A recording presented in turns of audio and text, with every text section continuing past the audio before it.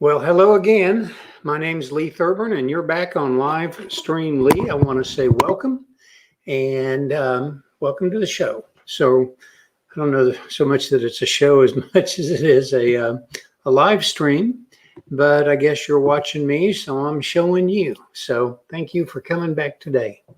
So, Live Stream Lee is a program that's devoted to helping small businesses grow faster. And in fact, that's what my entire focus is, my passion, my purpose, and the vision that I have for the businesses that I'm involved in. I teach school at UT Arlington, entrepreneurship and business strategy. I have a software company called Apricot Rocket, which is devoted to helping businesses grow faster. I develop software for small businesses that need custom software. And I share everything that I know about business with those of you that want to tune in and listen, with the purpose being simply to help you grow faster so you can make more money, have more time with your family, and when you do decide to retire, that you retire with greater wealth. So that's why I'm here. Now, I mentioned Apricot Rocket, which is my company. Apricot Rocket is a software platform that we developed. It's a lot like LinkedIn or Facebook, but really very different. It is really focused on helping businesses get customers, and it's very effective at that, and we guarantee results. So if you're interested, please go to apricotrocket.com, fill out a profile, tell us about your business, and we'll do what we can to help you get clients so that your business can grow faster. So accounts are free. We do have other services, but bottom line is go get an account, get set up, let us know about your business, and we'll do our best to send customers your direction. Go to apricotrocket.com to get set up. I also want to tell you about a couple of people. One is a guy named Carlos Cantu. Carlos is a risk management expert. I've known Carlos for a long time now, and Carlos knows stuff that we don't know. I don't know. You don't know. None of us know what we don't know. And Carlos is in the business of knowing stuff that we don't know to protect us from those things we don't know about. Sounds like a lot of don't knows, but you get the idea. Carlos is a risk management specialist. He's with TWFG Insurance, commercial insurance broker. It is really more about making sure that your company doesn't get hit with an unexpected expense that you're unprepared for. And that's one of the biggest risks that companies have, wipes out millions of companies. You don't want to be one of those. So, go to livestreamlee.com, click on the Carlos Cantu button, get in touch with Carlos. I promise you it'll be a great conversation. He's a fun guy to know, and he's very knowledgeable about what he does.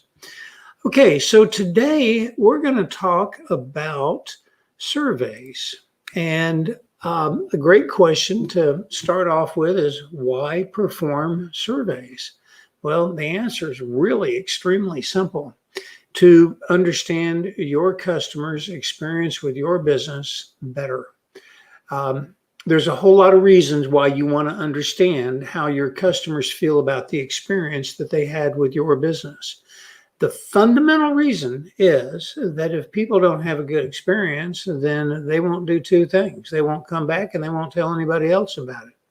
Now, if they don't have a good experience, they won't do those things. If they have a bad experience, it's worse. It's way worse.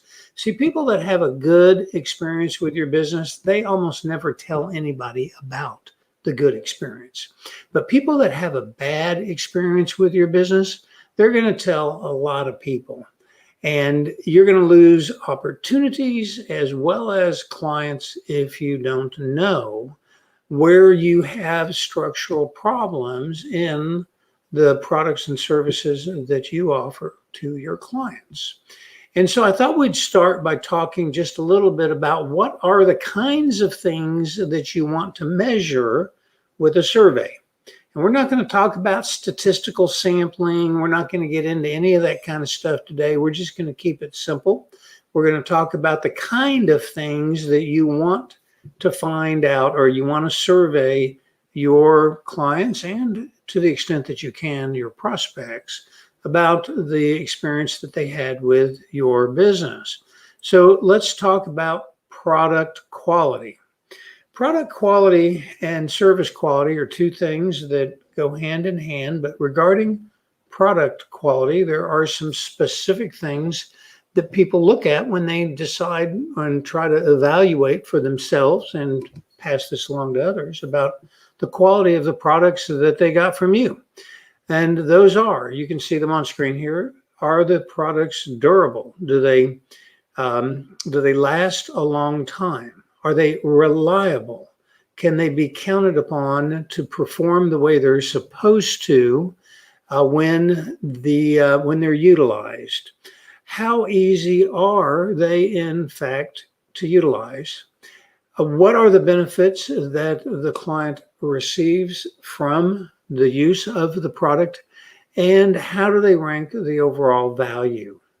So these are the specific types of things that you want to focus survey questions on. Now, you can do survey questions with yes, no. The majority of the time, you want to try to do something very simple in the way of a ranking. That way you can get some numerical data. Typically, you'll do a 1 to 5 type of ranking and just ask people to either check a radio button or slide a little scale along a scale. But, was the product durable? Was it reliable? Was it easy to use? And then now with benefit received, here you want to ask an open-ended question. You want to ask the question, what benefit did you get from the product? Now, you want to ask some open-ended questions because you want to give people the ability to surprise you with things you didn't think about. And so collect some open-ended question information. Now, you can do with benefit received, you can ask the question, did you receive good benefit, and rank it from poor to great? And overall value, how would you rank the overall value from poor to great, scale of 5?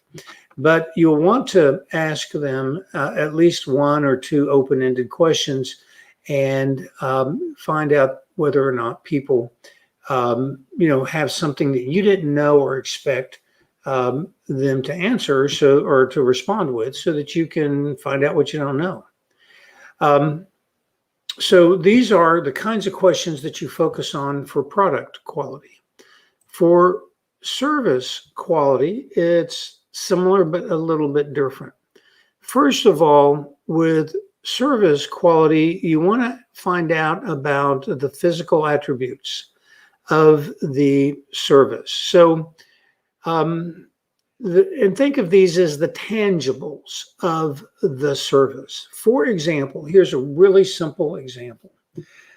I know people that have financial advising businesses that offer financial advising service on the 30th floor of a skyscraper in downtown Dallas, and they have a corner office. I also know people that offer exactly the same service from a strip shopping center with a sign up on the front.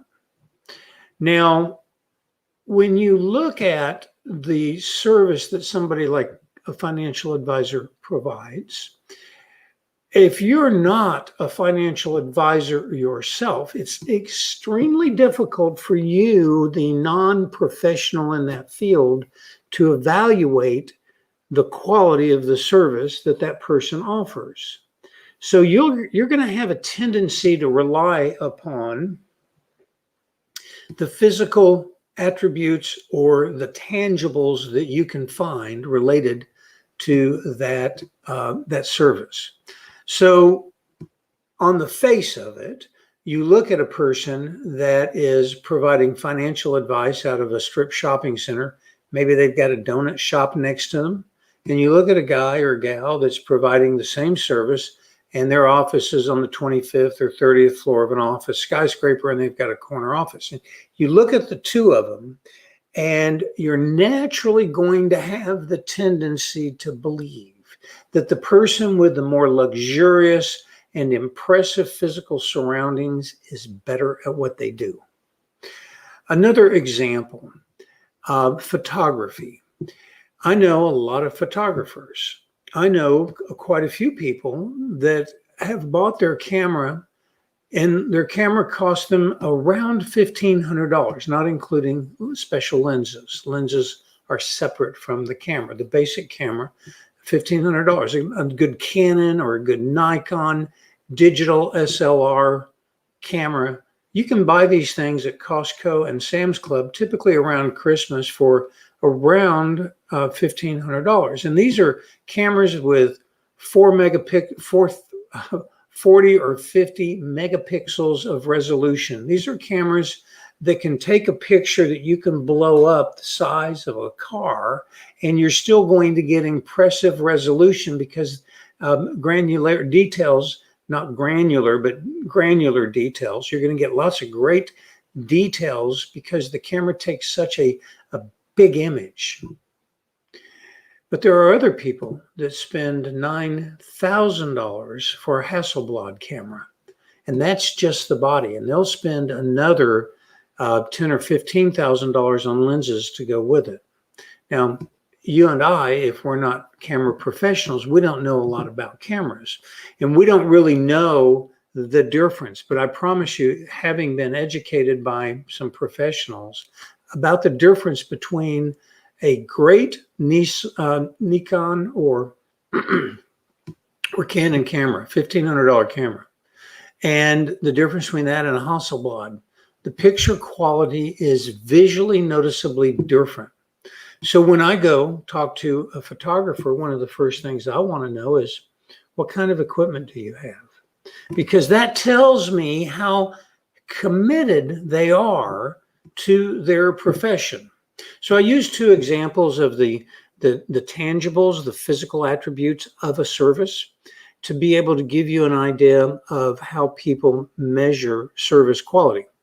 So you're going to want to ask some questions that help to ascertain the degree to which your clients were aware of and or influenced by the tangibles of and the physicality of the service element that you provide. Other things that people respond to regarding services are responsiveness and reliability or dependability. Responsiveness, of course, is how fast you respond to somebody's need for service, and reliability and dependability relate to reliability is, of course, your ability to deliver a result and to be counted upon. Dependability is kind of the same thing, to be counted upon. Empathy and assurance, the degree to which you empathize with the client. These are things that clients look at. And then, of course, also, just like with products, they're very interested in the benefit that they receive and their perception of the overall value. So you should be too. So when you perform a survey related to either services or the service aspect of the product sales process, you want to focus on these kinds of things. You want to ask questions, you want to give scaled rankings, you want to collect data. And so this is the kind of information that you're looking for. And again, what you're looking for is to measure the quality of the engagement interaction that your client has had with your business. Now, if you are the only person providing services for your company, then some of this isn't really necessary. This is really a lot more necessary when you actually have grown your business to the point that you have other people providing services for you, where you are in the business of managing those people. And so collecting independent data regarding the service level that is being provided by the people that you've hired is critical to you making sure that you have a process in place for providing great service consistently, predictably, dependably, and getting immediate awareness and feedback when, for some reason, you have failed to provide the level of service that you are committed to providing. So regarding product and service quality, these are some of the more detailed elements of the questions that you're going to focus on. Now, survey software tools have a variety of sort of fundamental feature groups that you're going to want to look at. The first and probably the easiest to get your handle on is the degree to which the survey can be performed across multiple different devices. It's no surprise that about 60% of all interactions with companies over the internet are done by phone now, or that 60% of people will have at least one interaction with your company by phone. So whatever survey process you implement, whether it's a web-based survey or whether it's an email-based survey, you're going to want to have the confidence that regardless of the device type that's being used to interact, that the survey software you have works on those devices and those operating systems and those browser types. You're preferably going to have both an email and a web-based survey option. The email survey option would, of course, be where you send a survey and people within the body by email, and people within the body of the email can just answer the survey without having to go somewhere else. Of course, if they do go somewhere else, you click on a survey and you take them to a website. That's actually incredibly common, but both are ideal. You want to have surveys that are suitably designed for mobile devices. When you have a web-based survey, you want to be able to create a series of sequential survey forms, and you want to have the ability to have branching questions within the survey sequence so that you can ask questions and then go down different paths based upon how those questions get answered. A simple example would, of course, be if you are in the business of selling shoes, you want to ask people maybe what kind of shoes their kids buy or what kind of sports their kids are engaging in. And you might give them 3 or 4 choices. You might give them soccer, football, baseball, basketball, tennis, golf. I mean, there's a lot of choices, right? And so based upon the choice that they make, you want to sequence the next series of questions to be pertinent to that choice. So that's what the sequential branching and sequential forms and question branching ideas are. Having a library of questions that you can use over and over, but have the results database associated with different survey events is, of course, a good idea. Skip logic is when, of course, somebody performs a survey and they skip a question. You want to have the ability to have some functionality. You might want to force them to go back. You might want to allow them to skip. You certainly might want to understand how many were skipped and that sort of thing. And then, of course, URL customization. Well, and this is, of course, when you have a survey. Most surveys are web-based. Even if you send out an email, that's typically going to take you to a web page. You want to be able to have at least some level of customization of that web page so that when people click on your link and go there, they see some of your branding on that web page, maybe even in the URL address. So those are some of the basic functionalities that you're going to want to look for in whatever survey service or software that you choose. And so I took a look at a variety of the survey software platforms that are out there. And I broke the survey software into 3 rough groups: free, mid-ranged, and professional grade. There are several different free survey software platforms out there. One is Block Survey. Another is conjoint.ly, and Professional ProProf's Survey Maker has a free trial. Several of them do have a free trial, but they don't all have a relatively fully functional free trial. These are all 3 good platforms for you to be able to provide or perform at least basic surveys that are going to look nice and have good sequential data step functionality, like I mentioned in the previous slide. Another group is what I think of as mid-level quality. Here you have SurveyMonkey, Opinion Stage, ProProf's Survey Maker, which they have a free version. SurveyMonkey and Opinion Stage don't have a free version. Now, Survey Maker, which is a WordPress plugin, does actually have 3 different, I'll say, levels of service. They have a free version, and they have a paid version, and then they have a developer version, which allows you to really get in there and customize things significantly. So that's in the mid-level. There is an enterprise level, professional sort of capability level, and there are 3 different company groups that I want to mention here. They are Qualtrics. This is maybe the highest end. This is one that is used by major corporations, political parties, companies like Nielsen Ratings might use this. They are very, very full-featured, enterprise level, and there's going to be a learning curve for them because of what they do.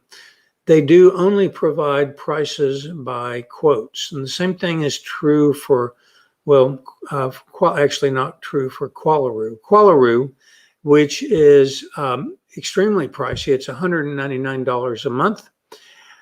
They actually have what I would describe as a contextual artificial intelligence engine.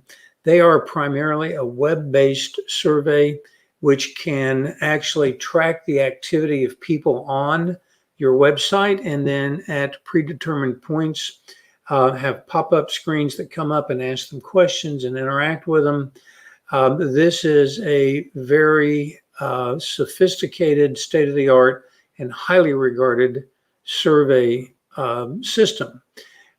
These professional grade enterprise level packages are generally better suited for larger businesses, but SoGo Surveys is also in the same class, and their pricing is really in the range of SurveyMonkey, Opinion Stage, Survey Maker, and so on. SurveyMonkey, no, by the way, SoGo Survey will run you typically between about $25 and $45 a month. For most use case scenarios, they do have a slightly higher plan. But most of the mid-level companies, such as SurveyMonkey, Opinion Stage, Survey Maker Pro, or Survey Maker for WordPress, and ProProf's Survey Maker, will run you in the $20 to $70 a month range. They do not have, well, ProProfs has a free trial. Opinion Stage and SurveyMonkey do not have free trial versions. You have to pay to utilize their software. But again, it's in the $25 to $45 a month range, which is pretty reasonably priced. So that's a little sort of overview of how you would and why you would use surveys. It is a good idea to have your survey connected to a CRM that allows you to, or to your shopping cart, especially to your shopping cart, that allows you to kick off a survey event immediately upon the conclusion of a purchase event. And so that's another thing that you'd want to look at, is the integratability of your survey system with the popular software systems that are out there. So that's my thoughts on surveys and kind of how you could utilize them. Hopefully that helped you just get a little grasp on how you might use a survey. Before I close out today, I want to mention a friend of mine named Dan Nelson. Dan is a genealogist. Dan is involved in history. I would say that Dan's favorite people are dead, but that's actually not true. He likes people that aren't. But Dan does really enjoy and is really good at doing historical research. And in the process of doing this, Dan uncovers a lot of really interesting tidbits, and he'll put them into his every 2-week newsletter that he sends out. And I find it to be one of the most interesting reads that I get every couple of weeks. And I look forward to it, and I think you will too. If you're a history buff like me, you're going to like this kind of stuff. Go to livestreamlee.com and click on the Dan Nelson link. That'll take you to his website, and you can easily sign up for his newsletter there. And of course, if you ever decide that you don't want to keep getting it, you can unsubscribe. But I think you'll like it if you're a history buff like I am. So that takes care of our conversation today about the surveys and how to use them, and what kinds of questions you want to look for. They are not terribly expensive to engage in, and I do recommend that you go check it out. And oh, by the way, Apricot Rocket has the ability for you to create surveys within Apricot Rocket. Now, Apricot Rocket is not a survey system like SurveyMonkey and so on, but if you just need to get feedback, simple feedback from clients, especially at the end of a purchase cycle, we have the ability to send emails with questions and forms to people at the end of a purchase cycle. We have a shopping cart. If that's the kind of thing that you're interested in doing, that's just another great reason to go to apricotrocket.com and click on the create an account link. Accounts are free, and you can get a tremendous amount of information from people and store it in Apricot Rocket. So just thought I'd put a little plug in there at the end for our software package as well. All right, thanks for tuning in. I'll look forward to seeing you tomorrow at 3 o'clock. Have a great day. Bye.